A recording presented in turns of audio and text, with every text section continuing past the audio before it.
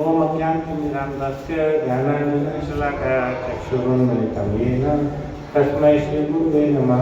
श्रीचैतन्यमनोभीष्टं स्थापितं येन भूतले स्वयं रूपा कथामह्यं ददाति स्वपदान्तिकं वन्देऽहं श्रीगुरु श्रीयुतपदकमलं श्रीगुरुवैष्णवांश्च श्रीरूपं साधुजातां साधनरघुनाथान्वितं सजीवं साधुवैतं सावधूतं वन्द्यं कृष्णचैतन्यदेवं श्रीराधा कृष्णपादान् ललिता श्रीविशाखान्विताश्च नमो विष्णुपादाय कृष्णपृष्ठाय भूतले श्रीमते भक्तिवेदान्त स्वामी नामिने नमस्ते सरस्वती देवी गौरवाणी प्रचारिणे निर्विशेष शून्यवादी पाश्चात्यदेशतारिणे हे कृष्ण करुणा सिंधु दीनबंधु जगत्पते गोपेश गोपिका कांत राधा कांत नमोस्तुते तप्त कांचन गौरांगी राधे वृंदावनेश्वरी वृषभानुसुते देवी प्रणमामि हरिप्रिये वाञ्छाकल्पतरुभ्यश्च कृपा सिन्धुभ्यैव च पतितानां पावनेभ्यो वैष्णवेभ्यो नमो नमः। जय श्री कृष्ण चैतन्य प्रभु नित्यानंद श्री अद्वैत गदाधर श्रीवासादि गौर भक्तवृंद हरे कृष्णा कृष्णा कृष्णा हरे हरे हरे राम राम राम हरे हरे हरे कृष्णा कृष्णा कृष्णा हरे हरे हरे राम राम राम हरे हरे हरे कृष्णा कृष्णा हरे हरे हरे राम राम हरे हरे हरे कृष्ण।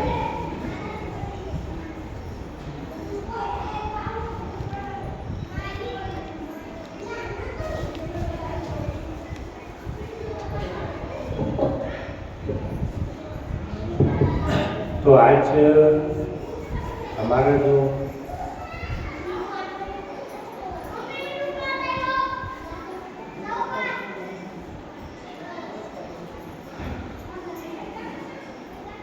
हरि बोल, तो आज का जो हमारा टॉपिक है, हम रामायण की शिक्षाएं, हम इसके बारे में चर्चा करेंगे। क्योंकि कल क्या है? राम नवमी। कल भगवान किसका है? प्राकट्य दिवस, भगवान रामचंद्र। तो हम काय के बारे में चर्चा करेंगे? भगवान राम के चरित्र के बारे में हम लोग कुछ चर्चा करेंगे, ठीक है। तो मुझे तिरुपति प्रभु ने बोला था कि इस बार हम कुछ रामायण के बारे में हम चर्चा करेंगे। तो फिर मैंने सोचा कि ठीक है, हम चलो रामायण के बारे में हम कुछ बात करेंगे। देखिए, वास्तव में अगर देखा जाए ना, तो रामायण को 1 घंटे में बोलना तो एकदम इम्पॉसिबल है, संभव ही असंभव है ना। हमने रामायण के कितने दिन तक का एपिसोड देखे थे, कितने साल लगे थे उसको जब आया था? कितने साल था? 3 साल तक चला था ना। 3 साल हर हफ्ते जब रामायण चलता था तो पूरे रास्ते का ट्रैफिक बंद हो जाता था, कर्फ्यू लग जाता था वहाँ पर। तो उस रामायण के हम कुछ बूंदे सिर्फ हम यहाँ पे हम उसके बारे में कुछ चर्चा करेंगे। अब भगवान की जो लीला है अचिंत्य है। हजारों वर्ष से हम दिन रात अगर भगवान की कथाएं करते रहेंगे तो भी वो पूरी होना संभव नहीं है। तो आज हम थोड़ा सा रामायण के बारे में चर्चा करेंगे। रामायण को और क्या नाम है? दूसरा, रामायण को रामचरितमानस भी बोलते हैं ना। और आपको क्या लगता है, रामायण सिर्फ भारतवर्ष में ही है या दूसरे देशों में भी है ना? देखो, आपको बताता हूँ, थाईलैंड जो एक शहर, एक देश है, उसका जो एयरपोर्ट है उसके ऊपर में एक बहुत बड़ी ऐसी मूर्ति लगी हुई है, जहाँ पे हमने वो जो देखा था ना, पर्वत का दोहन कर रहे, समुद्र मंथन। तो समुद्र मंथन की विशाल मूर्ति है, एक तरफ देवता लोग हैं, एक तरफ दानव लोग हैं। वहाँ पे जो भी कल्चर है वो लोग काफ़ी हद तक रामायण को फॉलो करते हैं। लेकिन उससे भी ज़्यादा जो संस्कृति है वो इंडोनेशिया की। इंडोनेशिया पूरी मुस्लिम कंट्री है। सिर्फ वहाँ पर एक बाली करके एक एरिया है जो कि हिंदू लोग रहते हैं वहाँ पे। लेकिन जितने भी बाहर से लोग जाते हैं ना, वो बाली में ही जाते हैं घूमने के लिए। और वहाँ की वो जो उनकी एयरलाइंस है इंडोनेशिया की, उसका नाम है गरुड़ एयरवेज। गरुड़ नाम कहाँ से आया? भगवान जो नारायण का जो वाहन है वो क्या है? गरुड़। तो उनकी एयरलाइंस का नाम है गरुड़, और उनके कुछ नोट जो करेंसी है उसके ऊपर में गणेश जी का भी फोटो। तो मुस्लिम देश के अंदर में गणेश जी का फोटो है, उनकी एयरलाइंस का नाम है गरुड़ एयरलाइंस। और वो लोग इतना अच्छा रामायण का ड्रामा करते हैं, इतना शायद हमारे भारत में भी नहीं। सारे उसमें हिंदू मुस्लिम एक्टर रहते हैं, लेकिन वो इतना बढ़िया ड्रामा करते हैं रामायण के ऊपर में, वो वहाँ का नेशनल ड्रामा है। तो वो बोलते हैं कि ठीक है, हमने मुस्लिम धर्म स्वीकार किया, लेकिन हमारी जो ओरिजिनल संस्कृति वो क्या है? हिंदुत्व की। उनके जो भी कारण रहे होंगे वो मुस्लिम बनने के, वो हमको नहीं है, हमको पता है। लेकिन विश्व में बहुत से देशों के अंदर में रामायण का फॉलो करते हैं, रामायण को मानते हैं। तो यहाँ पर इससे क्या होता है कि यहाँ पर महाराष्ट्र कहते हैं कि रामायण को सुनने से जो एक इंसान है वो इंसान सबसे पहले मनुष्य बनता है। अभी हम अगर रामायण नहीं सुनेंगे तो हमारे अंदर की जो इंसानियत है, जो मनुष्यता है, वही हमें नहीं रहने वाली। तो सबसे पहले हम क्या बनेंगे? माता जी और बच्चों को शांत करो पीछे। हाँ, तो हमको सबसे पहले मनुष्य बनना है, नहीं तो क्या है, हम पशु के समान। पशु कैसे रहते हैं? पशु 4 पैर वाले हैं और हम 2 पैर वाले पशु हैं, वो 4 पैर वाले पशु हैं, लेकिन हम क्या है? पशु ही। तो हमको पहले पशुत्व छोड़ करके मनुष्यत्व बनना है। तो उसके लिए हमको क्या करना पड़ेगा? सबसे पहले हमको रामायण पढ़नी पड़ेगी, सुनना चाहिए। तो श्री राम क्या थे? अपने जीवन काल में भगवान तो थे, जब वो पुत्र के रूप में पैदा हुए तो वो कैसे थे? आदर्श पुत्र थे, और आदर्श बालक थे, आदर्श छात्र थे, और बाद में आदर्श पति थे, आदर्श राजा, आदर्श योद्धा सभी थे। तो यहाँ पर हमको ये देखना है कि भगवान रामचंद्र की जो मर्यादा है वो हमको रामायण से सीखना है। भगवान रामचंद्र कैसे है? मर्यादा पुरुषोत्तम राम, मतलब वो चीज़ क्या करते हैं? सब मर्यादा करते हैं, बराबर। तो समाज के सामने इन्होंने क्या बातें बताई? एक तो सहनशीलता, अपने पिताजी के वचनों का पालन करना, सत्यवादिता, फिर साहसिकता, बड़े साहसिक थे। तो वो उन्होंने बताया, वो घर के बड़े बेटे थे और राजा दशरथ जब उन्हें राजा बनाने के लिए प्रस्ताव रखे तो क्या हुआ था? उनके राज्य के जितने भी बड़े बड़े मंत्री थे सब बड़े प्रसन्न हो गए। सब मंत्री सोचने लगे कि हम तो राम को ही राजा बनाना चाहते थे, लेकिन उनके पिताजी जब तक जीवित थे तब तक किसी की हिम्मत नहीं हुई थी कि उनको बोलने के लिए। उनको ऐसा लगता था कि हम अगर बोलेंगे दशरथ महाराज को कि आपके पुत्रों को राजा बनाओ तो शायद उनको बुरा नहीं लगता, इसलिए वो उनको बोलने के लिए थोड़ा सा संकोच करते थे। लेकिन जैसे राजा दशरथ ने अपने एक बार बाल देखा, एक बाल उनको सफ़ेद दिखाई दिया। तो जब सफ़ेद बाल उनको दिखाई दिया तो उन्होंने बोला कि उन्होंने सोचा कि मेरे को मेरा बुढ़ापा चालू हो गया, बराबर है, तब मुझे क्या करना चाहिए? मेरा जो राजपाट है वो मेरे बड़े पुत्रों को दे देना चाहिए। हमारे यहाँ भी क्या चल रहा है? देखो, सिर पे बाल नहीं, आंखों में रोशनी नहीं, चलते आता नहीं, 90 साल के हो गए, लेकिन मंत्री पद से हटने की इच्छा नहीं है।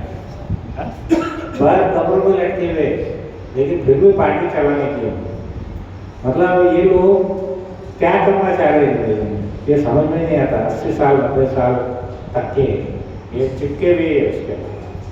यहाँ पर भगवान क्या बोलते हैं कि हमको हमारा जब बुढ़ापा आता है तब हमको हमारी जिम्मेदारियाँ कब करके हमने हमारा जो बचा हुआ समय है वो अपने भगवान के कीर्तन में, भगवान के नाम में, भगवान के धाम में हमें बिताना चाहिए।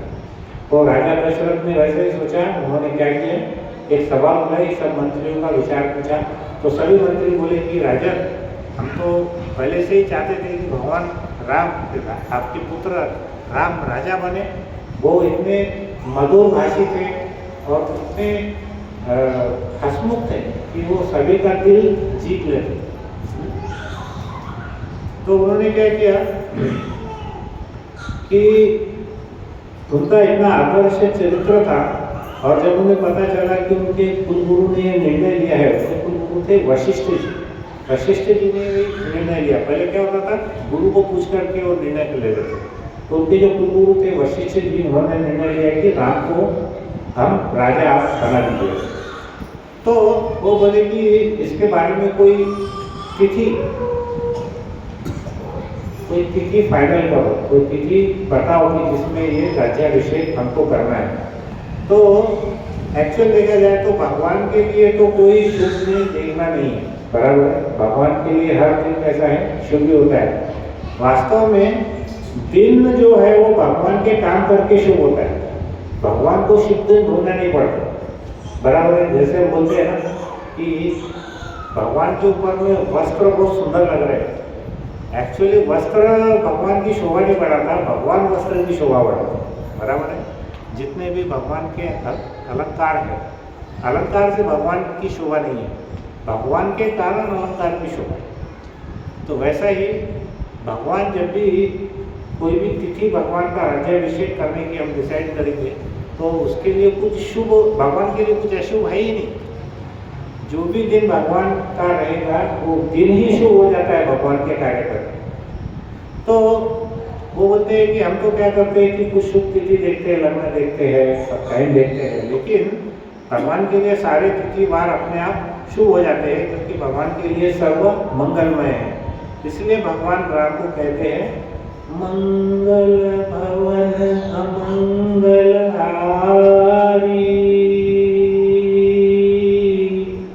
तो इसका मतलब क्या है, भगवान कैसे है, सब मंगलमय है और वो अमंगल को हर लेते हैं, ठीक है। यहाँ पे भगवान श्री राम को सुनना, उनके आदर्श को सुनना, उन पर चलना ये केवल मंगलमय है, तो उसमें अमंगलता कहाँ पे है। तो भगवान के बारे में जो भी चरित्र हम सुनेंगे, भगवान की जो भी कथा सुनेंगे, वो सब कैसी है, मंगलमय है। तो जब तिथि निश्चित हो गई और दूसरे दिन जब उनका राज्याभिषेक निश्चित हो गया, तभी क्या हुआ, पूरे देश में घोषणा सी हो कि कल के दिन राम का राज्याभिषेक, राम जी का राज्याभिषेक होने वाला है। सारे लोग इतने प्रसन्न थे, हालांकि ज़्यादा समय नहीं था। तभी उन्होंने क्या किया, जितने भी उनके रिश्तेदार थे पास पड़ोस के, सबको कुछ संदेश भेजे। जैसा भी उस टाइम तो कोई मोबाइल नहीं था, लेकिन जैसा भी उनके पास सुविधा थी, उन्होंने क्या किया, अपने अपने रिश्तेदारों को, मित्रों को बता दिया कि कल राज्याभिषेक होने वाला है हमारे सबसे लाडले राजकुमार राम। तो सब इतने खुश होकर के अपने घर को सजाने लगे जैसे कोई बहुत बड़ा त्यौहार है, और इतना सुंदर अवसर तो शायद हमको कभी नहीं मिलेगा, सबके मन में ऐसा लग रहा था। सभी अपने रिश्तेदारों को बोले और बोले एक बार आप सब जने कल अच्छे से आकर के अपनी आंखें खोल करके ये दृश्य को देखो, क्योंकि जिंदगी में ये दृश्य दोबारा देखने को मिलने वाला नहीं है। तो सब बड़े प्रसन्नचित्त हो गए, सब बड़े तैयारी करने लगे। रात भर पूरा जो राज्य था उसके अंदर में उन्होंने दूसरे दिन की तैयारी करे, और जो भी जिससे भी जितना संभव था उन्होंने हार, फूल, माला, दीपक लाके अपने घर को सजाने का प्रयास किया। और रात भर उस खुशी में वो सो ही नहीं पाए कि कल हमारे राजा का राज्याभिषेक होने वाला है। तो लाखों लाखों की संख्या में भीड़ इकट्ठा होने वाली थी, इतना बड़ा वो समारोह था। और वो सब सोच रहे थे कि ये हमारे जीवन का सबसे बड़ा शुभ दिन होगा। क्यों? क्योंकि जब हम भगवान राम के राज्याभिषेक के दर्शन करें तो उनको लगा कि हमारे सबसे लाडले नेता, हमारे राजकुमार, इतने चरित्रवान, इतने मर्यादावान पुरुषोत्तम राम, उनका राज्याभिषेक होना, तो पूरे लोग बहुत ज़्यादा उत्साहित थे। तो आपको पता है कि राम कौन से वंश के हैं? सूर्यवंश के हैं कि चंद्रवंश के हैं? सूर्यवंश। राम जी कौन से वंश के हैं? सूर्यवंश। तो उस समय क्या हुआ, सूर्यवंश में सूर्य के उदित होने के पहले ही कुछ घटना होगी, बड़ी घटना होगी। क्या घटना होगी? राजा दशरथ और कैकेयी की कहानी सबको पता है।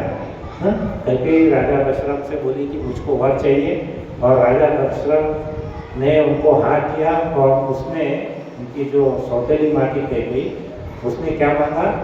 उसने मांगा कि जो ये राज्याभिषेक होगा वो किसका होगा? मेरे पुत्र भरत का होगा और राम को वनवास जाना पड़ेगा, वो भी थोड़े दिन के लिए नहीं, 14 वर्षों के लिए वनवास जाना पड़ेगा, ऐसा उसने घोषणा की। तब क्या हुआ? रातों रात ये सब जो पूरा निर्णय था वो बदल गया, ठीक है। और सुबह सुबह क्या हुआ? वो उनको जब बुलावा आया तो वो क्या हुआ? अपने पिता की अवस्था देखने के लिए गए। उनके पिता ने उनको बुलाया, तो कैकेयी ने उनको बोला था कि आप सूर्योदय के पहले ही जंगल चले जाओ। उसको ऐसा लग रहा था कि सूर्योदय के बाद अगर सारे लोगों को पता चल गया तो वो रात को जाने नहीं देंगे, तो इसलिए उनको बहुत जल्दी उनको बुला लिया दशरथ के भवन में और वहाँ पर उनको आदेश दिया कि आपको 14 साल का वनवास हो गया है और आपको जंगल में जाना है। वो भी कैसे? राजश्री वस्त्रों में नहीं, एक बलकल बोलते हैं, बलकल यानी क्या है? साधारण तपस्वी के वस्त्रों में तुमको जाना पड़ेगा जंगल के। तो वो भी कितने दिन के लिए? 14 साल के लिए। लेकिन यहाँ पे हमको सीखने वाली बात यह है कि रामचंद्र के मन में कोई फर्क नहीं आया, उनके चेहरे के हाव भाव पर भी कोई फर्क नहीं आया। तो उनके चेहरे की जो मुस्कुराहट थी वो वैसी ही थी जैसी हमेशा रहती थी। और वो कैकेयी से बोले, माँ इतनी छोटी सी बात के लिए आपने पिताजी को इतना कष्ट क्यों दिया? क्या बोले? इतनी छोटी सी बात के लिए आपने पिताजी को इतना कष्ट क्यों दिया? आप अगर उनको डायरेक्ट बोलती थी तो क्या मैं आपकी बात नहीं मानता रहेगा? आप मुझे डायरेक्ट ही बोलना था कि आपको 14 साल वनवास जाना है, तो मैं चला जाता। आपको पिताजी को बोलने की जरूरत क्या थी उसके अंदर? और तो क्या आपको विश्वास नहीं था कि मैं आपकी बात मानता था या नहीं मानता था? ऐसा आपको लगता था क्या कि ये भरोसा नहीं था आपको मेरे ऊपर? हाँ, आप मुझे बूंदी होते तो मैं चला जाता, पिताजी को क्यों कष्ट?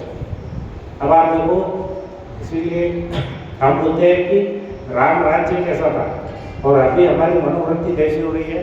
दानव राज के जैसे। हम छोटी छोटी चीज़ के लिए कितना झगड़ रहे एक दूसरे के लिए, कितना हम हड़पने का चाहते हैं दूसरे। तो उसमें उनके मन में कोई विकार नहीं हुआ, चाहे उनको अयोध्या का राजा बने चाहे वनवास में जाए, उनके लिए दोनों समान था, उनको कोई फर्क नहीं पड़ा। तो जब वो जा रहे थे तब किसी को पता नहीं था, सबको ऐसा लग रहा था कि शायद जल्दी उठ गए, क्योंकि उन्होंने क्या किया था, जब उनका राज्याभिषेक होने वाला था रात्रि से उन्होंने उपवास किया हुआ था। तो उनको लगा कि शायद कुछ सुबह सुबह का मॉर्निंग में कुछ मंगल कार्य कुछ होगा, इसके लिए वो उठे होने चले, ऐसा उनको लगा। फिर क्या हुआ? तो लेकिन राम बोले, मुझे अगर जंगल जाना है जल्दी तो मुझे माँ को तो बताना ही पड़ेगा, है ना। तो उन्होंने क्या किया, माता कौशल्या अपने भवन में बड़े बड़े ब्राह्मण ऋषि मुनि को बुलाकर खूब दान दक्षिणा देने की योजना बना रही थी उनकी माता। और इधर राम जी जा रहे थे तो माँ को विदा बोलने के लिए। और उसमें क्या हुआ, वो कैसे थे, जब वो माँ के पास गए तो राज्याभिषेक के राजसी वस्त्रों में नहीं थे। वो कैसे वस्त्रों में थे? वो बल्कि एकदम साधारण वेश में धारण किए हुए थे, जैसे एक तपस्वी धारण करते हैं, उस वस्त्र में वहाँ। तो जब बेटा माँ कौशल्या को मिलने इतने सुबह गया तो माँ तो माँ रहती है, माँ ने सोचा अरे बेटे को शायद कुछ भूख लगी क्या, रात भर से कुछ खाया नहीं तो उसको भूख लगी। तो उसने पूछा माँ ने, अरे बेटा तो इतनी जल्दी आ गया तो तुझको कुछ भूख लगी है क्या, मुझे कुछ खाना है क्या? तो माता ने उनके लिए क्या किया, एक सोने का प्लेट और सोने का सिंहासन लगा दिया। बोला आप तुम इस पर बैठ करके खाओ, मैं तुम्हारे लिए बढ़िया राज्य भोग बना के तुमको लाती।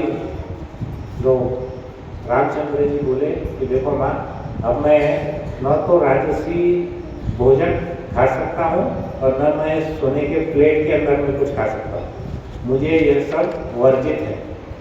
तो उन्होंने बोला कि मैं तो सिर्फ आया हूँ तुमसे अनुमति लेने के लिए, तुम्हारी अनुमति क्या लेना है मुझे, कि मुझे अयोध्या का राजा नहीं बनना है, नहीं बन सकता, मैं वन का राजा बन गया। अब आप सोचो, इतनी मुश्किल बात कितने आसानी से रामचंद्र ने अपनी माता को बोली।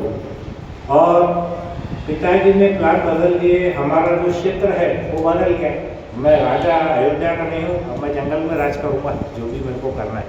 मेरा क्षेत्र बदल गया खाली, वो तो मैं राजा ही, ऐसा उनका वो उन्होंने अपनी माँ को समझाया। तो मैं जंगल का राजा हूँ, इसलिए मैं अब जंगल जाऊँगा। तो माता यशोदा माता कौशल्या जो खुशी के मारे इतनी प्रसन्न हो रही थी, उसने जब ऐसा सुना तो वो सुनते बराबर वो बेहोश हो गई, मूर्छित हो गई। और ऐसी जटिल और दुखद परिस्थिति को भी भगवान ने कितना आसानी से समझा दिया। और उनके मुख से जो हंसी बातें निकल रही थी उनको, मतलब उन्होंने क्या किया, ये जो इतनी मुश्किल बात थी वो इतने प्रेम से और इतने प्यार से उन्होंने समझाया, जैसे हर एक बात उनकी कोई अमृत में डुबो डुबो करके वो अपने माता को बता रहे थे। इतने प्रेम से बता रहे थे कि आप उसके बारे में चिंता मत करो, मैं तो राजा ही रहूँगा, उसमें क्या फर्क पड़ता है, मुझे यहाँ के बजाय मैं वहाँ पर रहूँगा। तो लेकिन उसकी माता को तो समझ गया ये क्या बोल रहा है करके, तो बेचारी होश हो गई उसके बाद। तो जब उनको होश आया तो वो बोली, बेटा तू अकेला क्यों जा रहा है, मैं भी तेरे साथ चलूँ। कौशल्या ने, तो उन्होंने बोला, नहीं नहीं माते, आप मेरे साथ नहीं चल सकती, क्योंकि पिता दशरथ जी की, मेरे पिता की तबीयत बहुत खराब है, गंभीर है, आपको उनका ध्यान रखना चाहिए, तो आप मेरे साथ मत जाओ।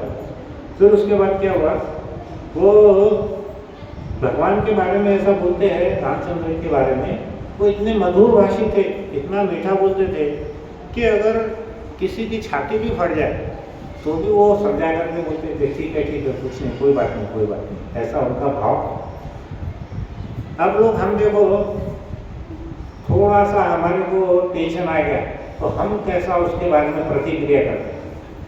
हमारा किसी ने पद छीन लिया, हमारा थोड़ा सा पैसा किसी ने निकाल लिया, हमारी प्रतिष्ठा में थोड़ा सा धब्बा लग गया या कुछ भी हो जाए, छोटी से छोटी बात, तो हम उसको लेके बहुत टेंशन ले लेते हैं। और यहाँ पर देखेंगे कि भगवान ने कितना आसानी से ये चीज़ को उन्होंने हैंडल किया। तो बोलने का अर्थ क्या है कि यहाँ पे रामायण की जो शिक्षा है उसमें एक शिक्षा हमको सीखना है कि हम चाहे किसी भी स्थिति में रहो, हमको स्थित प्रज्ञ रहना चाहिए। हमने बहुत, जब हमारे सुख के दिन है तब हमने बहुत ज़्यादा सुखी नहीं होना चाहिए, और दुख के समय जमीन के नीचे जाके धंसना भी नहीं चाहिए। हमने कैसा रहना चाहिए, सामान्य रहना चाहिए, ज़्यादा हमारे हाव भाव प्रकट नहीं करना चाहिए। वो आदमी को स्थिर प्रज्ञ या गंभीर बोलते हैं। तो रामायण से शिक्षा हमको क्या मिलती है कि चाहे कैसा भी हमारे जीवन में उतार चढ़ाव आए, हमने उसको सहन करते हुए, हम उसको गंभीर रहते हुए हम उसको सहन करना चाहिए। क्योंकि भगवान बोलते हैं कि दुख के बाद में सुख आता ही है, बराबर है। तो जैसा और सुख के बाद में दुख भी आता है, लेकिन दोनों समय में हमको कैसा रहना चाहिए, गंभीर रहना चाहिए। उसमें हमने अपने आप को विचलित नहीं करना है, ये हमको यहाँ पे सीखने को मिला। तो जब जा रहे थे रामचंद्र जी, तो रास्ते में उनके भाई मिले लक्ष्मण जी, और वो तो क्या कर रहे थे, जैसे उनको मालूम हुआ 3 दिन पहले से वो अभिषेक की तैयारी में लग गए थे, और वो श्री राम को देखकर बोले, भैया कहाँ जा रहे हो।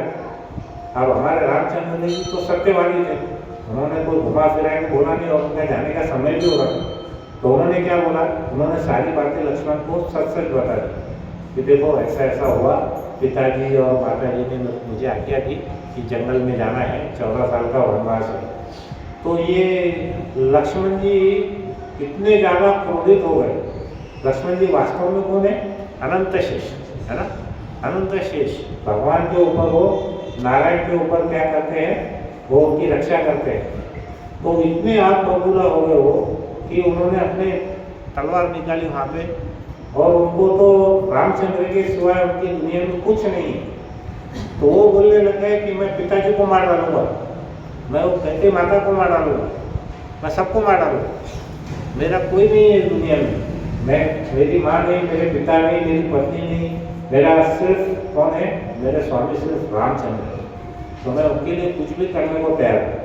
तो फिर भगवान बोले कि अरे अरे, इसका कोई जरूरत नहीं है, ये सब तो मत करो। और उन्होंने उनको बहुत प्रेम से समझाया कि ऐसा कुछ नहीं है, तुमको पिताजी को और माताजी को देखना है, तुमको यहाँ पे रहना है। लेकिन वो इतने क्रोध में आ गए थे कि भगवान ने उनका क्रोध भी शांत किया। तो यहाँ पे देखेंगे पहली अवस्था माता कौशल्या की थी, वो बहुत ज़्यादा दुखी थी, भगवान ने उनके दुख को संभाला। यहाँ पर लक्ष्मण जी थे, वो बहुत ज़्यादा क्रोधित थे, तो भगवान ने क्या किया, उनके क्रोध को भी संभाला। तो दुख में कैसा संभालना है और क्रोध में कैसा संभालना है, ये हमको किससे सीखना है, भगवान रामचंद्र से। तो दूसरा हमको शिक्षा यहाँ पे क्या देखना है कि भगवान की ये जो क्वालिटी है, कोई व्यक्ति अगर कोई बहुत दुखी है तो उसके दुख को हमको और जाकर उसको सिलगाना नहीं है, हाँ? वो अभी देखते हैं लोग, हम जिसके पास जाते हैं, कोई बीमार रहता है, वो मान के चलो किसी व्यक्ति को कोई कैंसर हो गया, तो उसके पास जाते हैं, प्रभु जी काय झालं आपल्याला, कॅन्सर आहे, आमच्या मामाचं मुलगा असंच वारला होता कॅन्सर। अरे तुम पागल है क्या? उसका तो हिम्मत बढ़ाने वाले कि उसको वैसे मारने वाले। आज कॅन्सर होता तुम्हाला कोणता आहे? हाँ स्टमकचं आहे का, पोटाचं आहे ना, तेच होतं का? हाँ वो बचेंगे नहीं, कितनी खर्च करा, 10-20 लाख, तो ऐसे ऐसे मूर्ख लोग, तो उनको समझना चाहिए हम किसके सामने हम क्या बात कर रहे हैं, हाँ? तो लोगों को दुख कम करने के लिए क्या करना चाहिए वो भी नहीं पता, हाँ? और कोई व्यक्ति क्रोध में है तो उसका क्रोध शांत करना है ना। तो अभी किसी ने बोला कि देखो वो आदमी ने मेरे को ऐसा धमकी दिया, तुम्हारा खेत इतना मैं दे दूंगा, ये कर दूंगा, जो कुछ बोला तो अरे डरने का क्या है, 10 आदमी मैं बेचता, मारो उसको जाके वहाँ।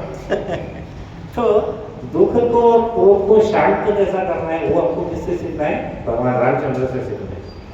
और उसके बाद में क्या हुआ कि श्री राम, उनका जो वाणी का प्रयोग करना है वो श्री राम ही जानते हैं, दुख में भी और क्रोध में भी वो कैसे सांत्वना देते हैं। फिर लक्ष्मण बोले प्रभु आप बीच में से हट जाओ, मैं आपको ही राजा बनाकर छोड़ूंगा, मुझे आपको ही राजा बनाना है, मेरे को कुछ सुनना नहीं है।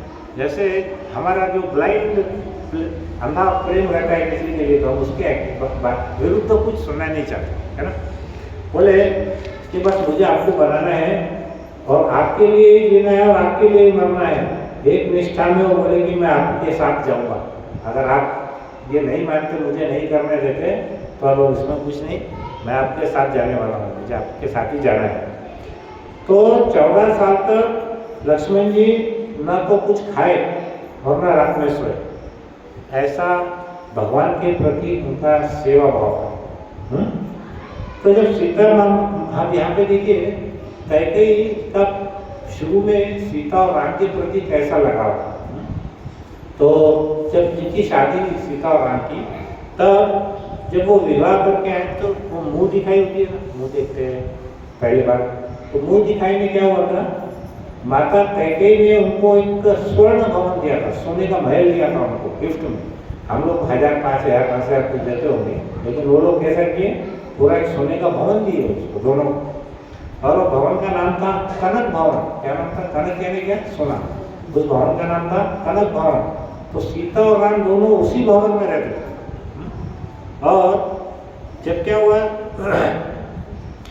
जब राम जी निकले तो नेचुरल है वो अपनी पत्नी को भी बोलने के लिए गए कि मैं जा रहा हूँ 14 साल के लिए। तो सीता जी के पास गए, सीता जी ने देखा कि अरे ये तो वनवासी के वेश धारण करके मेरे पास आ गए। तो उन्होंने पूछा कि अरे भाई क्या बात है, राज्याभिषेक के लिए कुछ उपास रखे थे, तो सुबह सुबह कोई मंगल कार्य में जाना है कि हमको ऐसा वेश पहन करके, हमको ऐसा लगा कि यहाँ की कोई रीति रिवाज का एक हिस्सा होगा। तो उन्होंने बोला कि नहीं नहीं ऐसा कुछ भी नहीं है। और उनके चेहरे पर कोई शिकन नहीं थी, एकदम शांत थे और सरल थे। उन्होंने, सीता जी ने राम जी को प्रणाम भी किया। बोले प्रभु कोई मंगल कार्य के लिए जाना है क्या? तो श्री राम बोले नहीं, मैं जंगल जाऊंगा। अभी कोई ऐसा सोच सकता है कि अभी आपका राज्याभिषेक होने वाला है, पूरा राज्य आपके लिए तैयारी कर रहा है, और जो राजा है वो क्या बोल रहा है, शांत भाव से बोल रहा है, हाँ? क्या करना है? कहीं हमारे मंगल कार्य में जाना है क्या? नहीं नहीं, मैं जंगल जाऊँ। बोले तो अभी कैसा लगने वाला है? तो उनको कुछ समझा नहीं सीता देवी को कि अरे क्या बोल रहे थे। तो उन्होंने बोला कि देखो अभी रात में जो भी हुआ उसमें सब नियम बदल गए, सब कानून बदल गए, सब चीज़ें बदल गई। अब यहाँ का जो राजा है वो भरत जी बनने वाले हैं और तुमको क्या करना है, यहाँ पर अपने माता पिता और जो देवर है उनकी सबकी तुमको देखभाल करनी है। तो ये कार्य आप करो और मैं अभी जंगल जाऊँगा। तो वो बोले अरे पर आपको तो राजा बनना था ना। तो श्री राम बोले कि राजा भरत जी बनेंगे। उन्होंने ये भी बोल दिया सीधा सीधा, देखो अगर मेरे बगैर आप यहाँ पर एडजस्ट कर सकते हैं तो ठीक है, नहीं तो आप अपने घर भी जा सकते हैं। घर कहाँ था उनका? मायका कहाँ था उनका? जनकपुर। अभी उन्होंने ऐसा बोल दिया है कि आप क्या कर सकती हो, जनकपुर भी जा सकती हो अगर आपको यहाँ पे नहीं रहना है तो फिर भी आप यहाँ रहो तो अच्छा रहेगा, क्योंकि माता पिता दोनों की तबीयत बहुत ज़्यादा अभी गंभीर हो गई ये सुन करके, तो आप यहाँ पे रहोगे तो बहुत अच्छा रहेगा, इसलिए आप यहाँ रहो, ऐसा मेरी इच्छा है। अब सीता जी ये सुनकर एकदम गंभीर हो गई। वो बोले कि अरे आप जंगल जा रहे हैं? तो उन्होंने बोला कितने दिनों के लिए जा रहे हैं? तो ये शांति से बोले 14 साल। अब वो बोले कितना? 14 साल? वो बोले हाँ 14 साल। तो सीता जी बोली कि सीता जी को रामचंद्र बोले कि जब भरत आएगा तो उनको बोल देना है कि उसको राजा बना। तो सीता जी बोली प्रभु मुझे आपसे एक बात पूछनी है। कि बोले क्या? कि बोले ये जितने भी रिश्ते नाते हैं यहाँ पर, ये मेरे पिता सास है, ये मेरे ससुर है, ये मेरे देवर है, ये सब रिश्ते कहाँ से आए? वो कहाँ से आए? क्योंकि मैंने आपके साथ में विवाह किया, आप बीच में हो इसलिए ये सारे रिश्ते हैं। अगर आप यहाँ नहीं रहेंगे तो फिर मैं यहाँ रह करके क्या करूँ? तो फिर मेरे रिश्ते यहाँ पे कहाँ रहेंगे? तो उसने बोल दिया कि ये जितने भी रिश्ते हैं ये सिर्फ आपकी वजह से है, और आप अगर नहीं रहेंगे तो मैं भी यहाँ पर जीवित नहीं रहूँगा। ठीक है? और मैं जीवित नहीं रहूँगी, अगर मैं एक मरी हुई लाश हूँ तो लाश किसी की क्या सेवा करेगी? तो मैं यहाँ रह करके क्या करूँ? तो मैं भी यहाँ पर रुकने वाली नहीं हूँ, आपके साथ में चलने। तो फिर राम जी एकदम निरुत्तर हो गए, उनको कुछ उसका जवाब देना नहीं जमा। और फिर राम जी ने बोला, फिर उनको समझाया देखो जंगल में जाना इतना आसान नहीं है, वहाँ पर बिना चप्पल के बिना खड़ा होकर चलना पड़ेगा, बहुत कांटे हैं, वहाँ पर अच्छा भोजन नहीं मिलने वाला है, सोने के लिए शैया नहीं मिलने वाली है नरम मुलायम, और वहाँ पर बहुत ही राक्षस बुद्धि रहती है उसके अंदर में, तो उसमें चलना आसान नहीं है। इसलिए एक स्त्री के लिए ये बहुत ही लगभग असंभव है, तो आप मत चलिए। तो सीता जी बोली पति को छोड़कर राजभवन में रहना, पति को छोड़कर के राजभवन में रहना ये सबसे बड़ा दुख है। क्या बोली?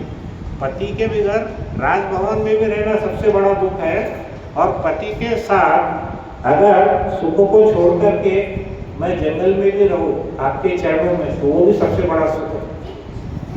अभी देखिए हमारे यहाँ पे भारत देश में पाश्चात्य संस्कृति को हम लोग बहुत आँख बंद करके उसका अनुकरण कर रहे हैं। उसका कारण क्या हो रहा है? तलाक। भावनाएं क्यों ऐसी हो रही है?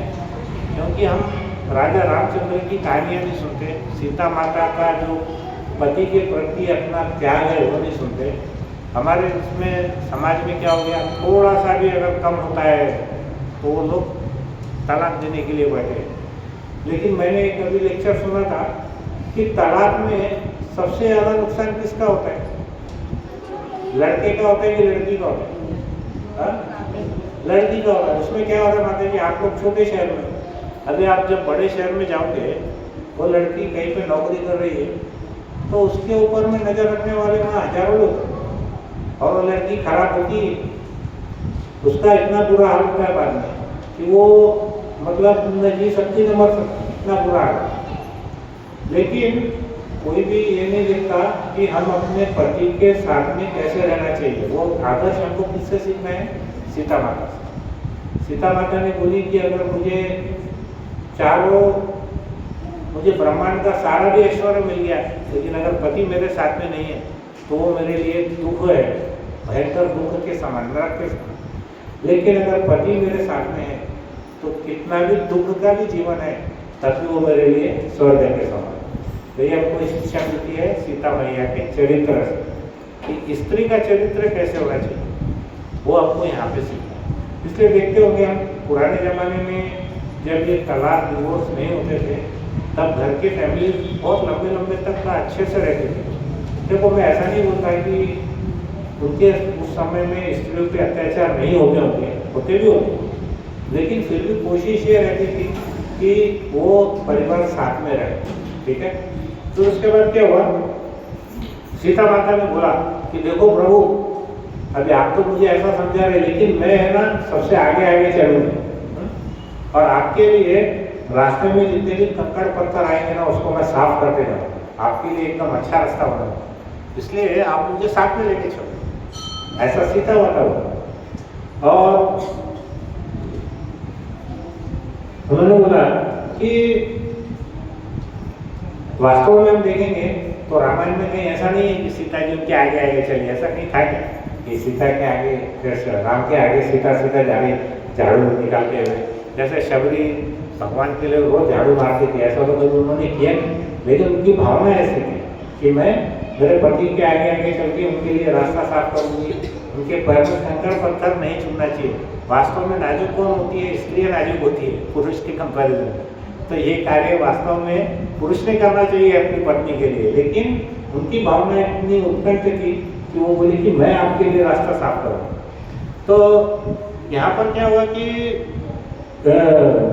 भगवान का जो अवतार है यहाँ पर इसलिए नहीं हुआ कि उनको राजा बनना था या सीता का पति बनना था।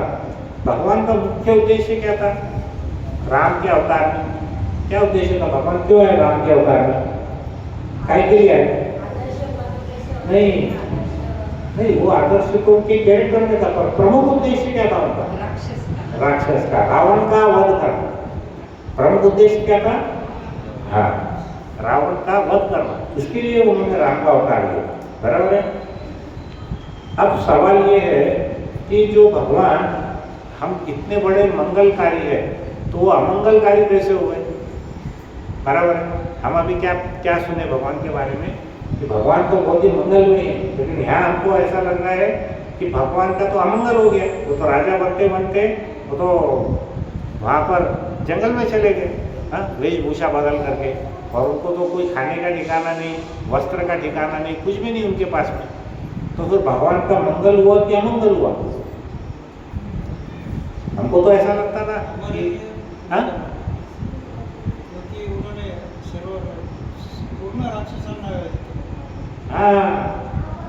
तो यहाँ पर महाराज उत्तर देते उसका कि देखिए सबसे बड़ा रीजन ये है कि सबसे बड़ा अमंगल कौन था पूरे पृथ्वी पे?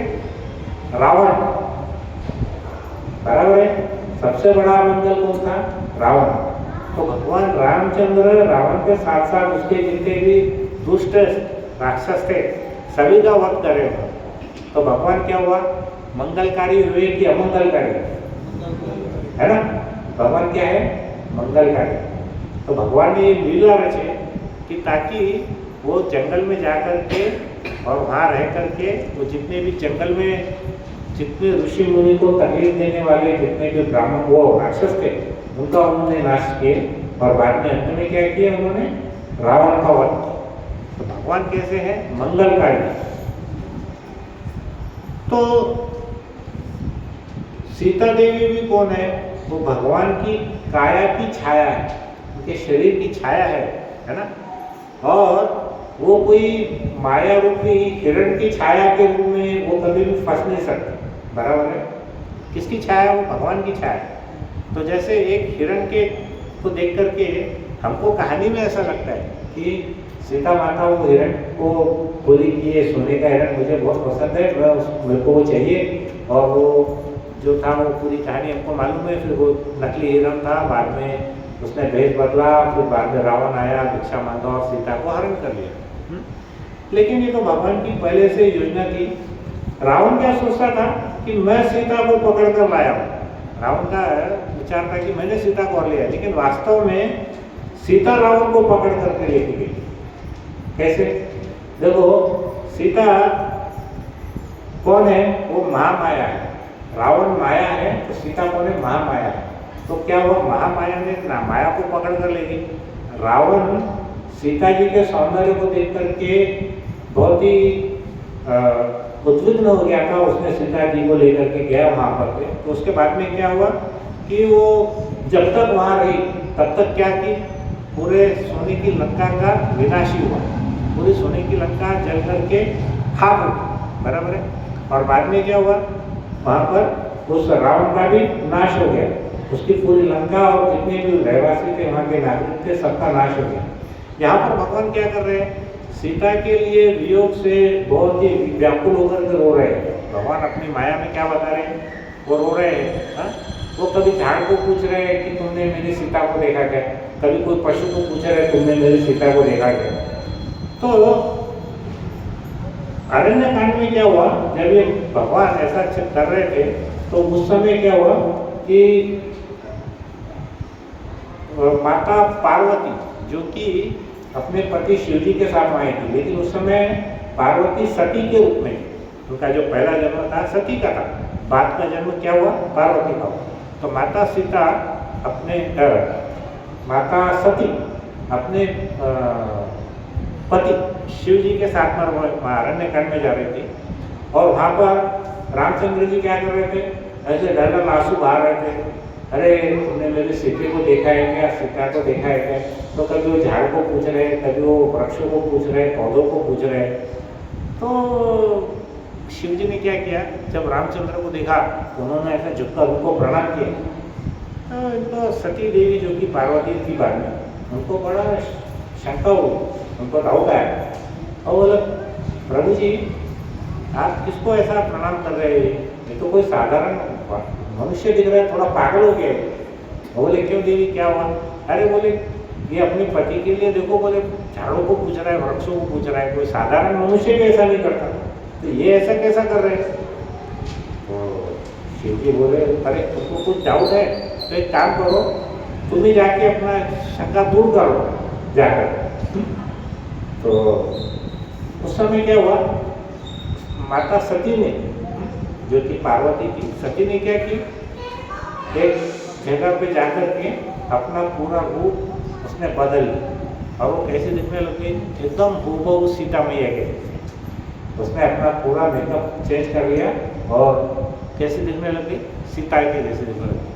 और वो क्या करने लगी? भगवान राम की परीक्षा लेने के लिए उनके आजू बाजू ऐसा गोल गोल घूमने लगी कि जब उनकी नज़र पड़ेगी तो रामचंद्र क्या बोलेंगे, अरे सीते तू कहाँ थी, मैं तेरे लिए कितना व्याकुल हूँ। अब वो क्या हुआ कि घूमते घूमते वो गई राम जी के पास, एक चक्कर, दो चक्कर, ऐसे 10-15 चक्कर मारे। राम जी तो कुछ देख ही नहीं रहे उसको। और राम जी अपना वृक्षों को पूछ रहे तुमने मेरी सीता को देखा है क्या? सीता को देखा है क्या?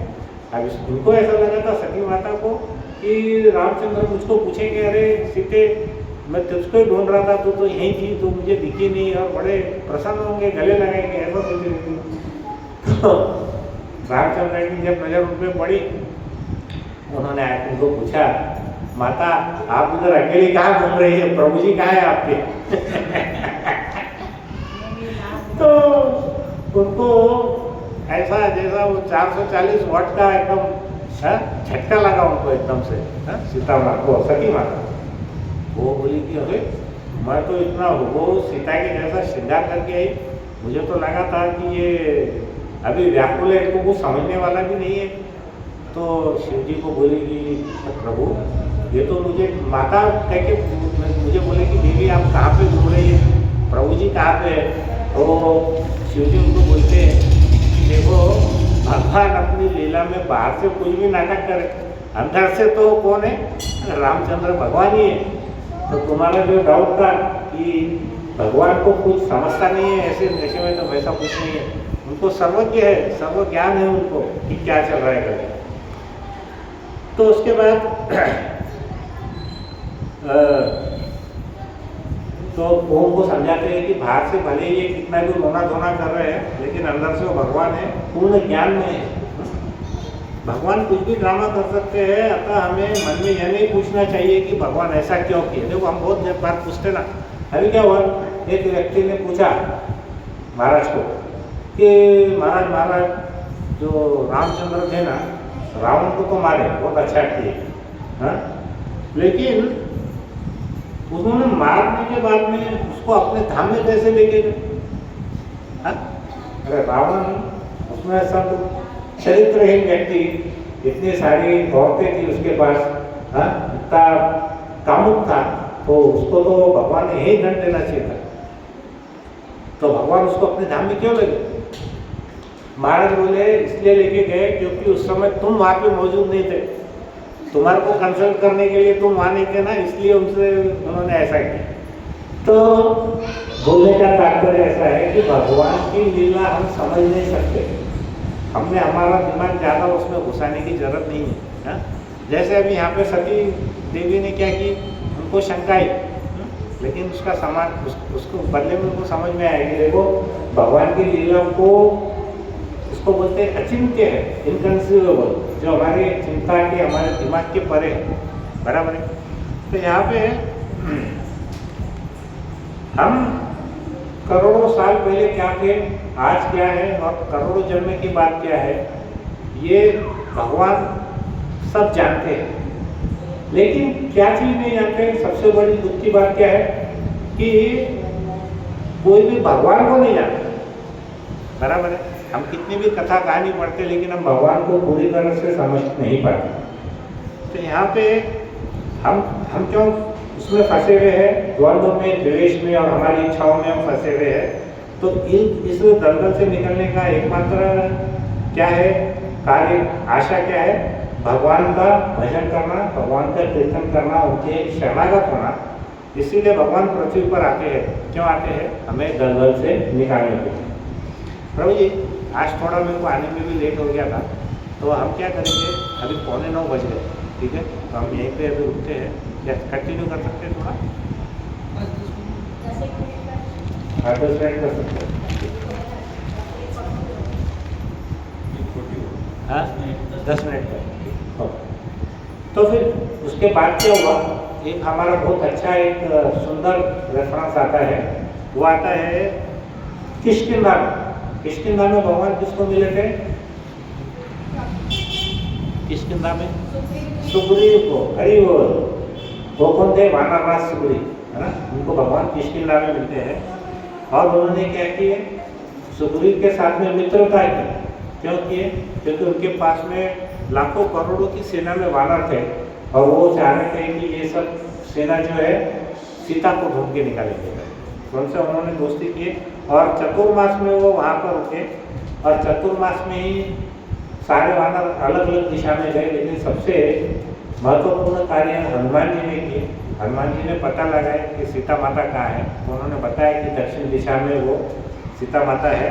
और तब क्या हुआ, जैसे उनको पता चला तो करोड़ों की संख्या में वानर सेना लेकर भगवान रामचंद्र कहाँ गए? समुद्र के पास चले गए। और वो समुद्र के पास जब गए तो उन्होंने उनको बहुत नम्रता से विनती की कि हे समुद्र देवता, आप मुझे जाने के लिए रास्ता बनाइए। लेकिन समुद्र वहाँ पर उनको जाने के लिए जगह नहीं दिया।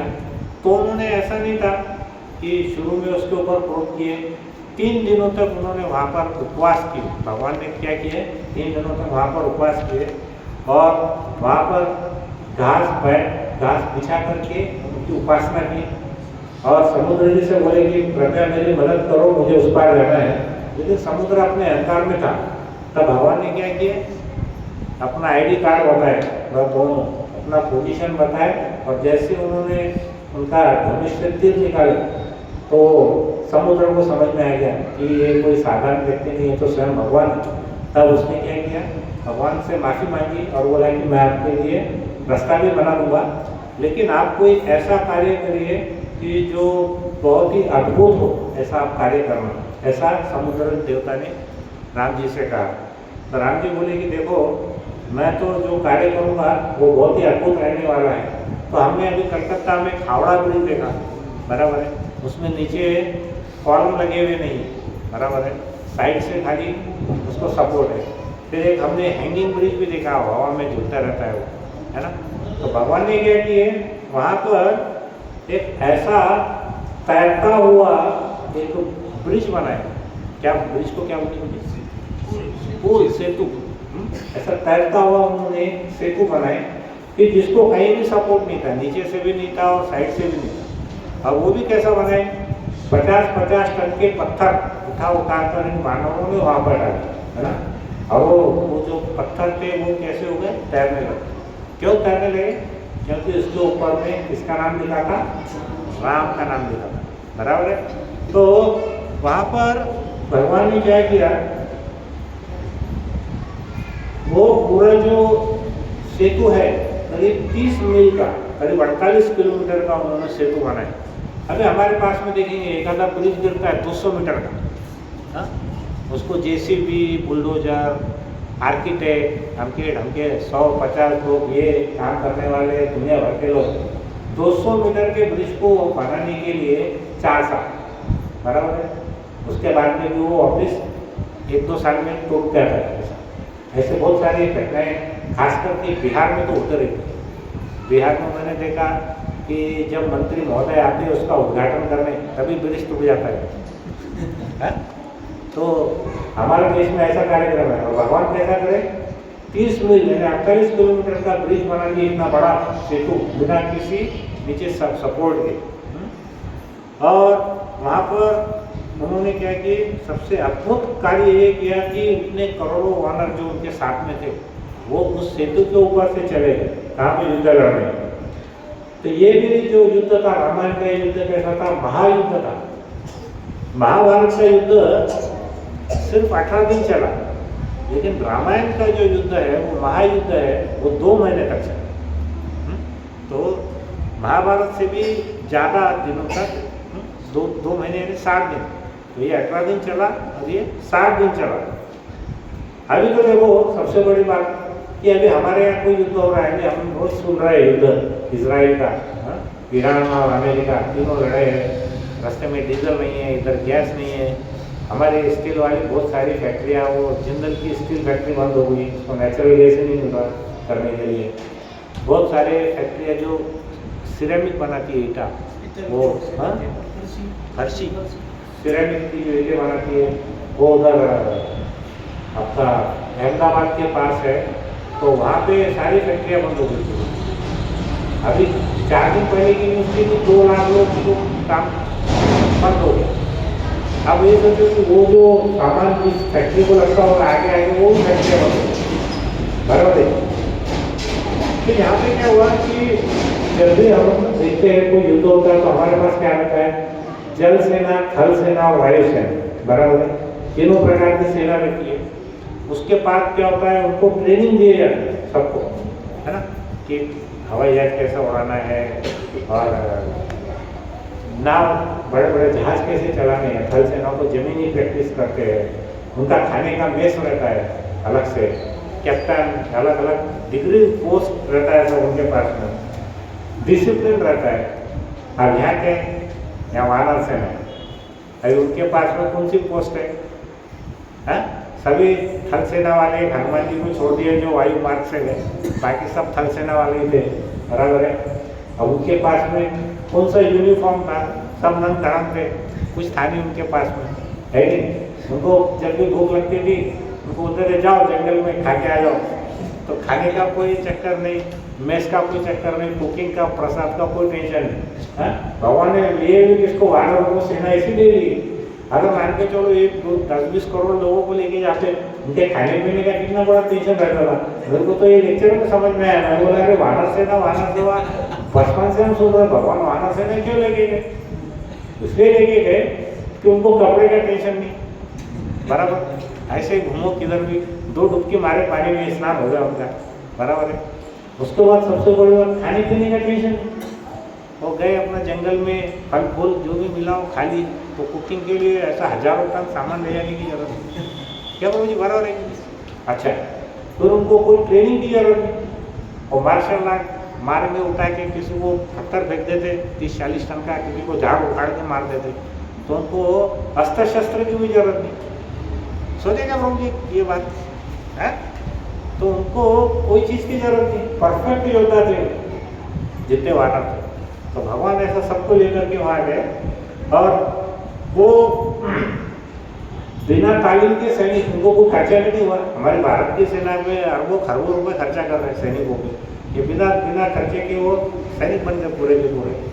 और फिर भी देखो ये सब हमने बताया, लेकिन फिर भी वो जीते कि नहीं जीते? वानर सेना जीती कि नहीं जीती? जीती। और हमारे त्रिलोक विजय रावण महाराज, उनके पास सब चीज, सशस्त्र सेना, दुनिया भर के मल्ल युद्ध, अस्त्र शस्त्र सभी थे, हवाई जहाज भी थे। उनको तो वो राक्षसी गुण भी था कि वो अपना रूप भी बदल लेते थे, लेकिन सब होते हुए भी रावण हारा भी नहीं हारा। बराबर है। तो हमारी वानर सेना जीती कि नहीं जीती? जीती। और रावण सेना जो कि त्रिलोक विजय थी, वो हारी कि नहीं हारी? हारी। बराबर है। तो हमको देखने का है यहाँ पे कि भगवान रामचंद्र के साथ में जब हम रहते हैं, उनको किसी भी रूप में हम भगवान का जब श्रवण कीर्तन करते हैं, तो हमारे अंदर में कोई भी चीज़ हो या ना हो, हम में कोई पात्रता हो या ना हो, लेकिन भगवान की कृपा से हम उसके अंदर में आगे बढ़ जाते हैं। अब एक छोटा सा इंसिडेंस बताता हूँ मैं। क्या हुआ, विभीषण कौन थे? रावण के भाई थे। अभी विभीषण जी को उनके भाई ने क्या किया? राज्य से निकाला दे दिया। वो बोला कि तू लंका में नहीं रह सकता। तो वो बेचारे क्या करें, वो वैसे भी राम जी के भक्त थे, लेकिन किसी को ये मालूम नहीं था कि वो राम के भक्त है या राम के दुश्मन है, क्योंकि वो कौन से साइड से आ रहे थे? रावण के भाई के रूप। रावण कौन था? उनका शत्रु था। तो शत्रु का भाई तो नेचुरली शत्रु है। अब वो क्या हुआ, वो शिव जी के पास गए। कौन? विभीषण। बोले प्रभु, रावण ने मुझे अपमान करके निकाल दिया है, तो मेरा कुछ करो। तो शिव जी बोले देखो भाई, तुम जिनके भक्त है तुम उनके पास जाओ ना। तुम जिनके भक्त है, राम जी के भक्त, तो राम जी के पास जाओ, वो कुछ तुम्हारे लिए इलाज करेंगे। वो क्या बोले बाद में? बोले प्रभु जी मैं तो जाऊंगा, लेकिन मेरे जो गाड़ी का नंबर प्लेट है ना, वो लंका का है नंबर प्लेट। हाँ, तो मेरे नंबर प्लेट को देख के उनकी सेना को समझ में आ जाएगा कि दुश्मन के यहाँ से आए। बराबर है। मान के चलो हमारा युद्ध किसी दूसरे देश के साथ में चालू है, तो उनकी जो वर्दी रहती है उससे हमको समझ जाता ना, ये पाकिस्तान के है, ये चीन के है, या और कोई दुश्मन कंट्री के। तो वैसा ही वो बोलने लगे देखो प्रभु, मेरा जो विमान है ना, उसके ऊपर नंबर प्लेट लंका का है। बोले तो मैं अंदर कैसे जाऊँगा? तो बोले कोई बात नहीं, तुम जाओ वहाँ पे, भगवान आपकी जरूर सहायता करेंगे। तो बोले कैसे सहायता करेंगे? अरे वो भगवान है, सर्वज्ञ है, उनको सब पता है, वो जरूर तुम्हारी सहायता करेंगे। और उनका कोई भी कितना भी बड़ा शत्रु है, तो भगवान का कोई शत्रु नहीं होता। वास्तव में भगवान को कोई शत्रु नहीं होता। कोई भी उनके पास अगर शरणागत भाव से जाता है, तो भगवान क्या करते हैं? उसको मना नहीं करते। ऐसा शिव जी ने उनको समझा दिया। तो बाद में क्या हुआ, वो ऐसा बोले कि अगर रावण भी उनके पास गया क्षमा याचना लेके, तो रावण को भी वो क्षमा कर देंगे, उनका हृदय इतना विशाल, ऐसा उन्होंने समझाया। तो वो क्या हुआ, जब जहाँ पे राम जी का पूरा ऐसा बड़ा खेमा लगा था, तंबू लगे हुए थे, वो वहाँ पे गए, और जब वहाँ पे नीचे उतरे, तो वहाँ पे जितने भी सेना थी भगवान की, वो सब देख के बड़े वो हो गए कि अरे ये तो कोई सामने से दुश्मन का कोई व्यक्ति यहाँ पे आया हुआ है। तो क्या किए, उन्होंने बोला कि मुझे भगवान रामचंद्र, मुझे राम जी से मिलना है।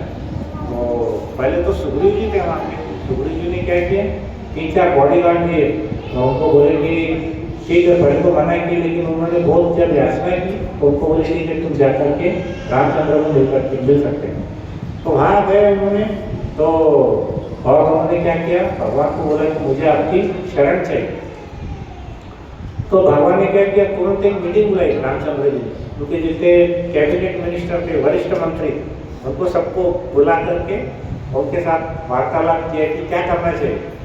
तो करीब 99% उनके मंत्रियों ने बोला कि नहीं नहीं, बोले प्रभु इसको मत लो, ये तो दुश्मन का भाई है, सगा भाई है, ये तो हमारा कुछ भी अनर्थ कर देगा। सिर्फ हनुमान जी थोड़ा फेवरेबल थे, क्योंकि हनुमान जी लंका का चक्कर मारे थे, उनको दिखा था कि एक ही घर से आवाज़ आ रही है राम राम, तो वो उसके फेवर में थे। लेकिन बाकी के लोग जो थे ना, वो सभी सुग्रीव और उसकी सेना के बड़े बड़े जितने भी वरिष्ठ अधिकारी थे, सबने मना कर दिया उनको। तो फिर भगवान बोले कि देखो, सबने नीति और शास्त्र के अनुसार तो मुझे बहुत अच्छा सलाह दी है, लेकिन मैंने सुन भी लिया, पर मैं विभीषण को स्वीकार करूँगा और अभी करूँ। ऐसा कौन बोले रामचंद्र को? तो वो बोलने लगे, प्रभु जब आपका मन पहले से इतना पक्का था तो फिर हमारी मीटिंग क्यों बुलाया आपने? चलो, आप पहले से ही माइंड बना के आए थे, तो आपने ऐसा क्यों, फिर मीटिंग क्यों बुलाया आपने ऐसे? तो उन्होंने बोले कि देखो कि श्री राम बोले आपने अच्छी सलाह दी है, लेकिन मेरे पास जो भी शरणागत व्यक्ति आता है मैं उसको जरूर शरण देता हूँ।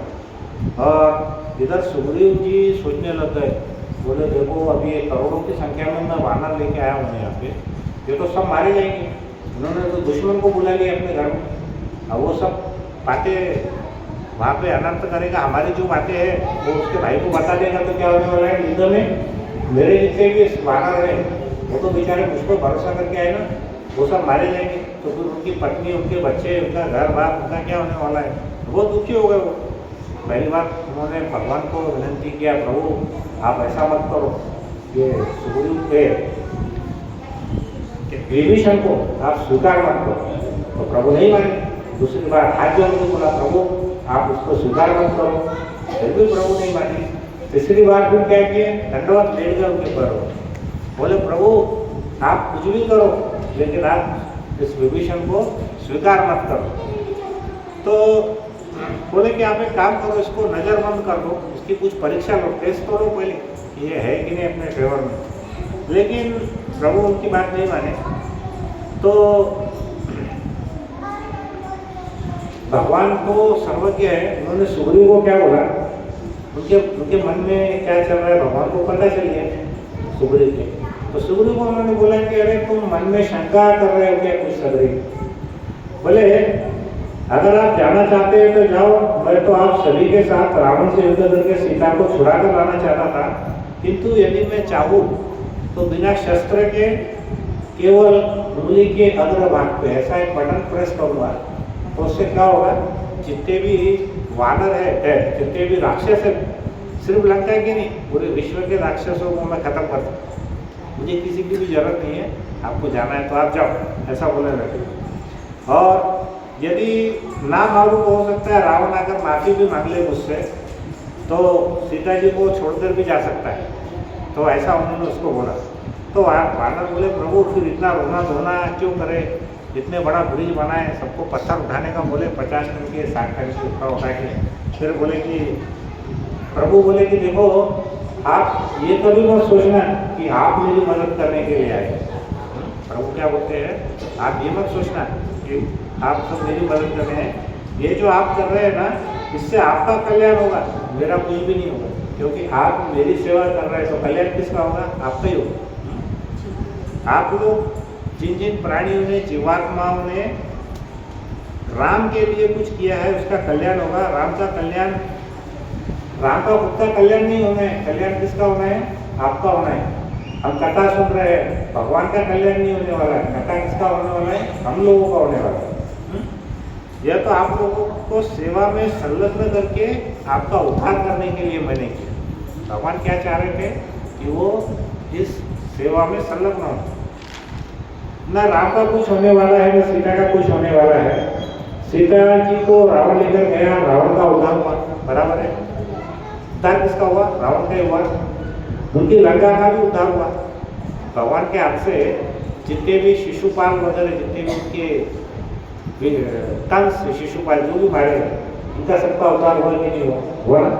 तो इस प्रकार हम भी हो गया 2 मिनट का बचा, हम भी क्या करेंगे, भगवान राम के चरित्र को जितना हम सुनेंगे, जितना उसके बारे में चर्चा करेंगे, जितना उसका चिंतन करेंगे, जितना हम भगवान रामचंद्र का मनन करेंगे, उतना हमारा भला होगा। हम कहते हैं कि हम भगवान को प्रसन्न करेंगे, पर भगवान तो हमेशा से ही प्रसन्न रहते हैं। भगवान कभी अप्रसन्न रहते हैं कि नहीं? वो कब प्रसन्न होते हैं? जब हमारे जैसे कोई उनके दास जब कभी कोई दुख में रहते हैं या कभी क्रोध में रहते हैं, जब वो प्रसन्न होते हैं तो हमको देख करके वो भी प्रसन्न होते हैं। क्योंकि पिता कब प्रसन्न होता है? जब उसका पुत्र प्रसन्न हो। करेक्ट? तो मुझे मंदिर में आना, हम राम जी का अभिषेक करना और पूजा करना, प्रणाम करना, ये सभी तो क्या है, भगवान बोलते हैं, बराबर है। और भगवान क्या बोलते हैं कि मेरे भक्त बन जाओ, मेरा नाम उच्चारण करो, मुझे प्रणाम करो, मेरी पूजा करो। तो भगवद गीता का कौन सा श्लोक है वो? 18.65 मन मना भव बलवंतो मध्याजी माँ नमस्तो नामे वैश्यास्य सत्यम ते प्रतिजानी प्रियो। तो भगवान ने क्या किया? ये जो 4 काम है ये हम घर पे नहीं कर सकते, इसलिए भगवान ने ऐसा मंदिर बनाया है ना। यहाँ पर हम क्या कर सकते हैं? भगवान का चिंतन कर सकते हैं, भगवान का नाम जप कर सकते हैं, भगवान को प्रणाम कर सकते हैं, पूजा कर सकते हैं। तो राम की शरण में आने के लिए हमको यही काम क्या करना है? रोज करना है। फिर हमें क्या होगा? मंठा में पुनर्जन्म नहीं लेना पड़ेगा, बराबर है। हम सब वापस से पृथ्वी पर पूना में जाना में वापस से पुनर्जन्म हम नहीं लेंगे, भगवान के धाम में हम जाएंगे। रोज तो फिर भगवान के धाम में चले जाएंगे, रोज कीर्तन करेंगे, तो फिर हमको कोई टेंशन में नहीं रहने वाला है। तो एक बहुत अच्छी बात है, माया का दास सदा उदास। क्या है? माया का दास सदा उदास, राम का दास सदा बिंदास, है ना। वास्तव में हम कृष्ण के लिए बोलते हैं, लेकिन कृष्ण और राम दोनों एक ही है। तो माया का दास सदा उदास और राम का दास सदा बिंदास, उसको कोई टेंशन नहीं रहती, बराबर है। आप देखोगे माया के चक्कर में कितने बड़े बड़े अमीर लोग रहते हैं, लेकिन हमेशा चेहरे पे उनके तनाव रहता है, बराबर है। लेकिन एक भक्त जो भगवान की माला करता है, 4 नियमों का पालन करता है, प्रसाद ग्रहण करता है, उसके चेहरे पे कभी कोई टेंशन नहीं रहता है। खास करके जब हम ये कथा का श्रवण करते हैं तो हम सारी चीज़ें भूल जाते हैं, बराबर है कि नहीं? तो हमें फिर क्या होगा? पुनर्जन्म नहीं होगा तो फिर हमको कोई पढ़ाई लिखाई करने की जरूरत नहीं पड़ेगी, कहीं नौकरी चाकरी करने की जरूरत नहीं, खेती करने की जरूरत नहीं, धंधा व्यापार करने की जरूरत नहीं है।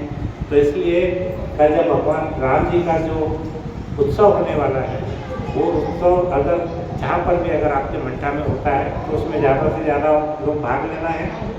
और ये सब क्यों करना है? क्योंकि भगवान का अगर हम जन्मोत्सव मनाते हैं तो हमको फिर पुनर्जन्म नहीं लेना पड़ता, बराबर है। तो एक शॉर्ट में हमने अभी रामायण तो अनगिनत है, उसको हम सैकड़ों घंटे तक एक टॉपिक पे बड़े बड़े वक्ता भी बोल सकते हैं, लेकिन हमने आज के इसमें क्या सीखा? रामायण की शिक्षा में प्रमुख चीज़ें ये है कि भगवान राम जो थे कैसे मर्यादा पुरुषोत्तम है, धर्म के आदर्श है। उसके बाद सीता माता कैसा है? उनको अड़िग विश्वास था। जब वो अशोक वाटिका में थी तब भी रावण ने उनको इतना प्रलोभन दिया, दूसरी उनकी दासियों ने इतनी उनको प्रताड़ना की, लेकिन सीता माता राम के ऊपर में, उनका राम जी के ऊपर इतना विश्वास था कि वो जरा भी हली नहीं। हनुमान जी को सेवा में आनंद मिला। रावण किसका प्रतीक था? अहंकार का, उसका पतन हुआ। और राम सेतु जो था वो नाम की शक्ति है। हरे नाम हरे नाम एवं केवल कलेव नास्ति नास्ति गति रंग। तो भगवान क्या बोलते हैं कि हमको सिर्फ भगवान का नाम जप करना है। ऐसा कितनी बार बोलते हैं? 3 बार बोलते हैं। आप देखिए एक बार कलयुग में आप कोई भी नौकर को कोई काम बोलो, एक बारी में वो सुनते ही, आपको रोज अनुभव उसको 3 बार बोलना पड़ता। बैंक के ऑफिसर को कोई काम बोलो, वो करता ही नहीं एक बार, उसको 3 बार बोलना पड़ता। तो पहले से मालूम था कि ये जो कलयुग में हमारी बुद्धि कैसी रहने वाली है? मंद बुद्धि रहने वाली है। तो इसलिए भगवान ने भी क्या बोले? पहले ही उनको बोले कि हरे नाम एवं केवल। एक बार भी बोल सकते थे ना, 3 बार बोलो। क्यों? तुम मंद बुद्धि है, तुम्हारे दिमाग में कुछ घुसने वाला नहीं है। तो इसलिए क्या करो? तुम भगवान का नाम लो। हमारा महामंत्र क्या है? हरे कृष्णा कृष्णा कृष्णा हरे हरे, हरे राम राम राम हरे हरे। तो सभी भक्तों का बहुत बहुत धन्यवाद जो आप इतनी संख्या में आ जाए यहाँ पर। और भगवान राम का चरित्र वो तो एक सागर के समान है, उसकी कुछ बूंदों पर हमने बोलने का प्रयास किया। अगर मुझसे कुछ गलती है तो मुझे क्षमा कीजिएगा। और आपके कुछ प्रश्न है तो हम बाद में बात कर सकते हैं। अभी प्रभु जी थोड़ा सा कुछ अनाउंसमेंट करते हैं। हरे कृष्ण।